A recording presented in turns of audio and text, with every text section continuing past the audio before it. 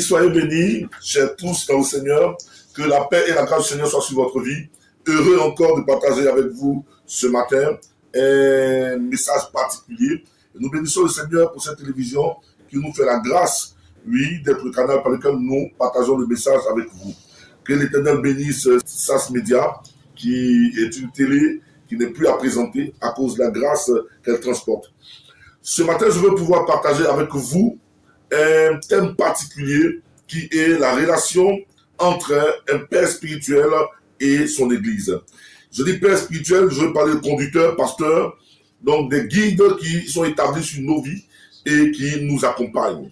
Mais je veux pouvoir le dire de façon très différente parce qu'on a remarqué que de nos jours, nos guides sont juste des pasteurs, donc des gens établis sur nos vies, donc des autorités qui font office de roi ou de chef avec leur sujet, mais choses que nous devons pouvoir rectifier au vu de la parole du Seigneur. Dans l'ensemble, dans le livre d'Hébreux, chapitre 13, verset 17. Obéissez à vos conducteurs et ayez pour eux de la déférence, car ils veillent sur vos âmes, comme devant en rendre compte. Alléluia. Déjà, c'est un passage qui nous interpelle. J'ai aimé le passage qui dit « Honore ton père et ta mère », qui est vraiment un très bon passage. Mais quand Dieu a affaire aux serviteurs, il demande aux fidèles d'obéir. L'obéissance et l'honorabilité sont deux choses très différentes. On peut honorer son père et sa mère en réussissant dans la vie, en se mariant, en ayant de bonnes moyennes à l'école, ainsi de suite.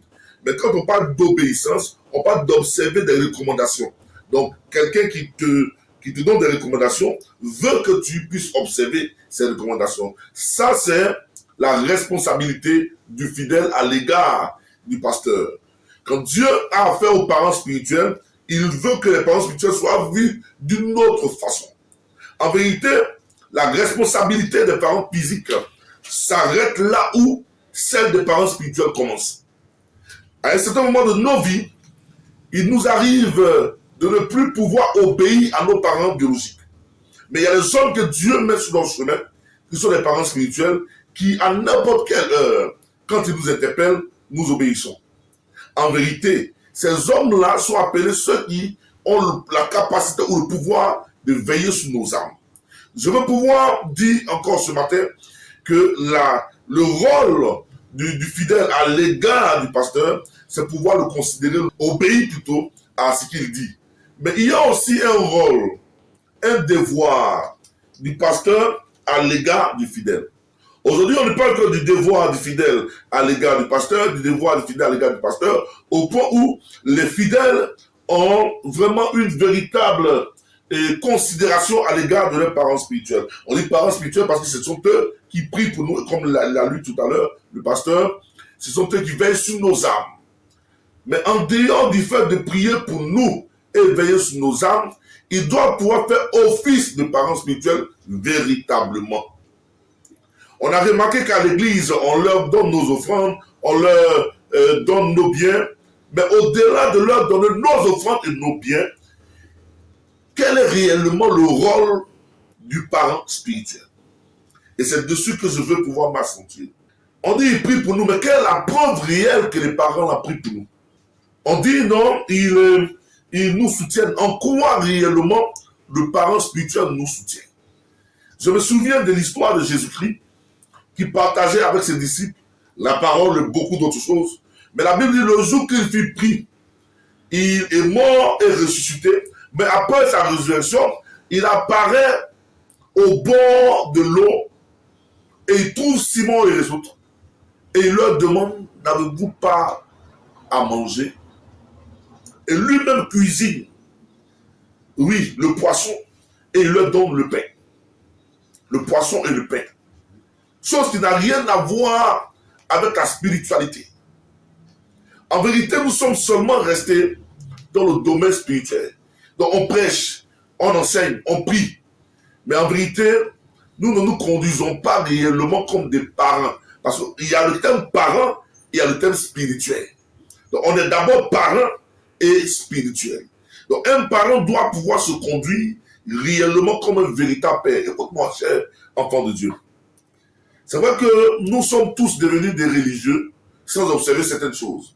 On aime des églises où il y a beaucoup, il y a la foule, et ainsi de suite. C'est bon. Mais je me pose souvent la question, il y a combien de pères spirituels qui maîtrisent réellement leurs enfants spirituels? Parce qu'en tant que père biologique, quand nous confions nos enfants au père spirituel, nous laissons nos enfants aller vers les pères spirituels, c'est parce que le père spirituel a la capacité de pouvoir gérer nos enfants comme on l'aurait fait nous-mêmes. Beaucoup de parents spirituels sont restés limités à prier, à donner des conseils, et puis à continuer. Comme ce que je dis très souvent, les parents spirituels que nous avons ont souvent des enfants biologiques. Et leurs enfants biologiques sont souvent à l'église, aussi avec nous. Mais quand l'enfant biologique apparaît devant son papa, qui est en même temps son père spirituel, parce qu'il est dans son église, quand l'enfant biologique apparaît devant le pasteur, il dit au pasteur, par exemple, on m'a renvoyé de l'école. Oui, le pasteur sera en train de poser une action différente de l'action qu'il pose à l'égard de l'enfant spirituel. Quand l'enfant spirituel aussi apparaît, qui dit on m'a renvoyé de l'école, le pasteur lui dira simplement nous allons prier le Seigneur, le Dieu que j'adore est un Dieu fidèle. Mais quand l'enfant biologique apparaîtra, le pasteur lui dira on t'a renvoyé de l'école, bon, je vais prendre un peu d'argent pour te donner pour que tu ailles payer ta scolarité. En vérité, les hommes de Dieu que nous avons aujourd'hui font mettre une différence entre leur amour pour leurs enfants biologiques et leur amour pour leurs enfants spirituels. En vérité, la spiritualité est au-dessus du naturel, donc du biologique. Donc logiquement, ce que j'aurais pu faire pour mon enfant biologique, je dois aussi pouvoir le faire pour mon enfant spirituel. L'enfant spirituel va te dire, je suis malade. On dit, allons prier. Prions, Dieu va faire. Dieu va vraiment t'accorder le miracle de guérison. C'est bon.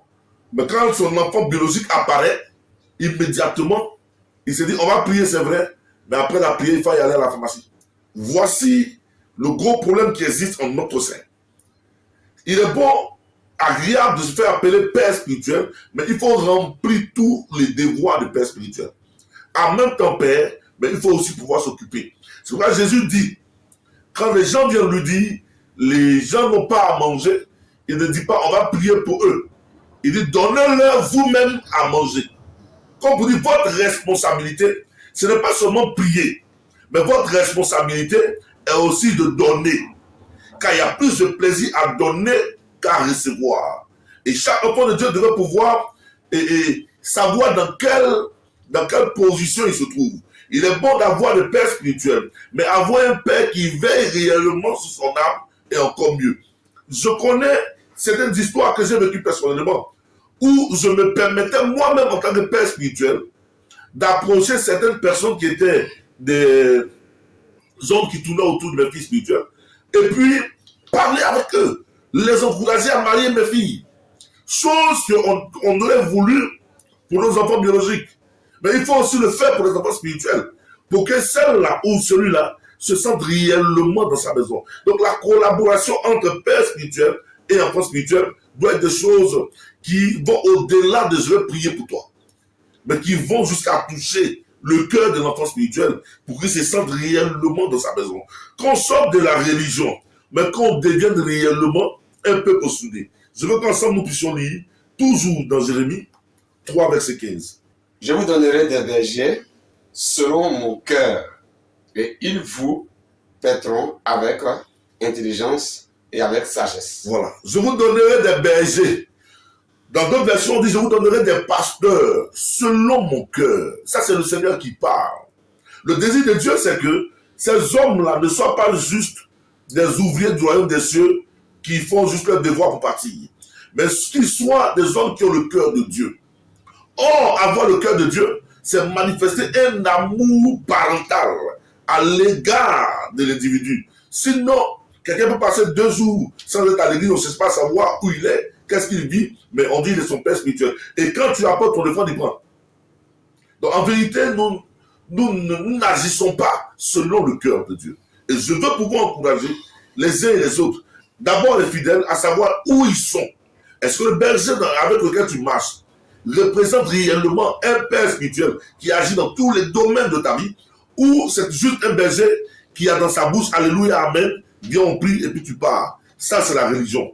Mais Dieu aurait souhaité que nos bergers aient des cœurs de père comme lui et que les fidèles aient des cœurs d'enfants et de fils comme lui l'aurait souhaité. On va lire le dernier verset dans le livre de Job. Et quand les jours de festin étaient passés, Oui, Job appelait et sanctifiait ses enfants. Puis il se levait le Oui. bon matin oui. et offrait pour chacun d'eux un holocauste. Dieu attend de nous que nous soyons des protecteurs, des hommes capables de couvrir nos enfants. Donc ça veut dire qu'en tant que pasteur, tu peux te lever et aller trouver le professeur principal de l'un de tes fidèles, échanger avec lui pour voir est-ce que ma prière a un effet sur la vie de l'enfant, puisque c'est là-bas qu'on peut savoir si l'enfant évolue ou s'il y a un retard dans sa vie. Si c'était ton enfant biologique, logiquement tu allais arriver dans cette école et pouvoir parler à ses éducateurs, pouvoir parler à ses professeurs, parce que tu aspires que ton enfant devienne quelqu'un. Un père spirituel ne peut aller à l'ambassade et discuter du visa de son fils. Il ne suffit pas seulement de prier, il faut aussi passer à la pratique. Écoutez, je veux parler à chaque homme de Dieu ici et dire que nous voulons avoir dans nos églises des préfets, des maires, des députés. Mais nous pouvons faire de nos chrétiens ces maires-là, ces préfets-là et ces députés. En quoi faisant? En commençant à suivre cet élève qui est encore sur les bancs ou l'étudiant qui cherche à devenir quelqu'un. Mais il faut le suivre comme si tu étais toi-même son propre père biologique et spirituel. C'est pour cela que vous remarquerez que le père biologique, quand il faille marier sa fille, il confie sa fille à l'homme. Il confie sa fille à l'homme comme pour dire, l'homme prend le relais. C'est pour ça que j'ai commencé par dire, là où la force des parents biologiques se sont arrêtées, c'est là que celle des parents spirituels commence. Parce que quand arrivé à un certain âge, les parents biologiques ne peuvent plus rien faire. Quand l'enfant devient mature, il est livré à lui-même. Mais Dieu lui permet d'avoir un père spirituel pour l'accompagner jusqu'à sa mort. Or, les parents biologiques, leur autorité s'arrêtera certainement sur l'âge de la majorité. Mais après viendra le problème concernant la suite de la vie de l'individu. C'est pour ça que Dieu nous donne des parents spirituels pour que ceux-là continuent là où les parents biologiques se sont arrêtés. Donc on ne peut pas dire, je prie pour toi, mais le reste de ta vie, tu te débrouilles. Il m'est arrivé des temps où je suis allé croiser des responsables de société, des directeurs, des DG, pour leur faire savoir que je veux que vous donniez du travail à mon enfant. En vérité, un vrai père, c'est ce qu'il fait. Après avoir prié, il faut leur donner à manger. Après avoir enseigné, il faut passer à la pratique. Tu aimes l'enfant spirituel pour remplir les bancs ou tu aimes l'enfant spirituel pour impacter sa vie. Or, l'impactation de sa vie part de l'église jusqu'à la société. Donc, il faut aller et puis poser des actions à son égard afin que tu puisses marquer sa vie. Je prie au nom de Jésus-Christ que tous ceux qui m'ont écouté puissent véritablement passer à cette étape. Si ton père spirituel, celui que tu appelles ton père spirituel n'agit pas ici, tu n'es pas dans une église, tu es juste dans une salle de classe. Si ton fils spirituel n'agit pas à ton égard comme un fils qui est en face de son père, son véritable père, tu n'es pas dans une église. Tu as affaire à des élèves. En vérité, je veux juste vous encourager à manifester ce sentiment qui a existé entre Jésus et ses disciples. Jésus et ses disciples. C'est pour cela qu'on dit qu'on ne le reconnaissait pas au milieu de ses disciples. Parce qu'il y avait une véritable relation familiale. Je prie au nom de Jésus que cela soit votre partage ce matin. Voici le court message que je voulais vous passer. Que l'Éternel vous bénisse et qu'il bénisse encore tous ceux qui nous ont suivis. Vous pouvez aussi nous joindre au plus 225 07 47 43 82 94 afin que nous puissions vous encadrer, vous aider à accomplir votre destinée. Que l'Éternel vous bénisse. Que la grâce du Seigneur soit sur votre vie au nom de Jésus. Amen.